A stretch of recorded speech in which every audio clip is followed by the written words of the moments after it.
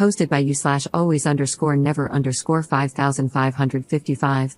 I, 45F, have a dear friend, Lauren, 43F. We grew up together, and she was a bridesmaid at my wedding 20 years ago. Several years ago, my husband and I had a great opportunity to work and live abroad for a few years. This required us to sell our house and most of our belongings, putting the rest in storage. One item I didn't want to let go of was a beautiful antique crystal lamp that belonged to my late grandmother. It holds many important memories for me. Unfortunately, our storage unit was so full that I was afraid I wouldn't be able to fit it in without giving up something else we wanted to keep. I mentioned this dilemma to Lauren, and she immediately offered to hold on to the lamp for me. She said it would look gorgeous in her living room and that she'd be proud to display it there until we returned. I was thrilled. Well, our time abroad recently came to an end, and we are now back in the US. We bought a new house, collected our belongings from storage, and are in the process of furnishing it. I asked Lauren for my lamp back, and she got all upset, insisting that she understood it was a gift. I reminded her that it was a family heirloom that she promised to keep for me until I returned, but she insists that's not how she remembers it. She said she adores the lamp, it's the focal point of her living room decor, and that if I demanded it back, our friendship would be over. I'm heartbroken. She is one of my oldest friends, and while she can be quirky, she's never done anything like this before. I don't want to lose her friendship, but I also don't want to lose a treasured family heirloom.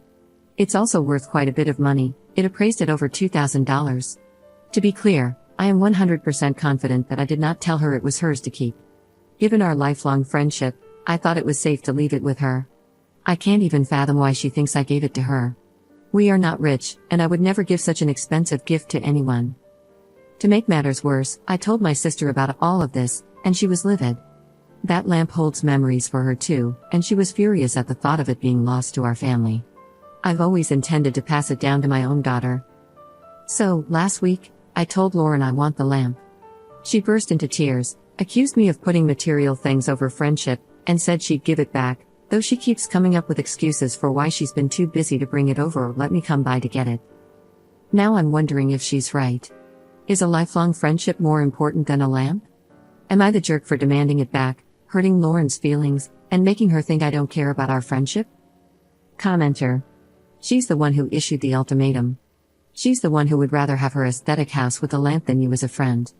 She's the one who convinced herself you'd let her keep a beloved antique, despite the fact that she only has possession of it because you wanted to keep it. Her own logic and story are full of holes, and she knows it. That's why she's going nuclear. When was the last time you were at her house? Have you seen the lamp recently? Are you sure it hasn't been broken or sold? Or is she really so deluded that she built her room around an item she doesn't own and has been showing off her antique for years? Ops response. Yeah, I have to agree with you. Oh, and yes, I did swing by her house to say hello a few weeks ago when we first got back, and the lamp was there. I didn't ask for it back at that time because we were still in the process of buying a house, so I had no place to put it. But I do now, and damn it, I want it back. Update 1 day later. I got the lamp back. I want to thank everyone who commented for all the support. It helped me realize how I was allowing Lauren to manipulate me into believing that I was somehow in the wrong for wanting my lamp back. Early this morning, I drove over to her house. It's Saturday, so I figured she'd be home, and she was. I could tell as soon as she opened the door that she knew why I was there. And yes, the lamp was there. Someone suggested in the comments that I bring her a bottle of wine to thank her for caring for my lamp, and I thought that was a great idea. Lauren does love wine. I brought her a very nice bottle that we brought back from abroad. I said I was sorry things had gotten tense between us and told her that I value her friendship very much. I handed her the bottle and told her it was a gift to say thank you for taking such good care of my grandma's lamp. I said, I'm sorry if there was any confusion about my intention in letting you hold on to it, but I think you know now how important that heirloom is to me and my family, and I need to take it back. She kept saying she believed it was a gift, but I stood my ground and told her she was remembering it wrong. I reminded her that it was a family heirloom. I said, think about this, to you, it's a pretty lamp. To me, it's a reminder of my departed grandma and all the wonderful time spent in her house with this lamp lighting up her living room. How could she argue with that? I didn't get angry, I remained calm but firm. In the end, she just threw her hands up and said, fine. I unplugged the lamp, gave her a hug, and left. She was clearly upset, but I didn't stick around to see how she reacted. I don't know what's going to happen with our friendship. I will say that I feel differently about her now, but if she's willing to move past this, so am I. Lifelong friends are hard to come by, and one dispute shouldn't end it. If we do move forward, I will know not to trust her with something like this again.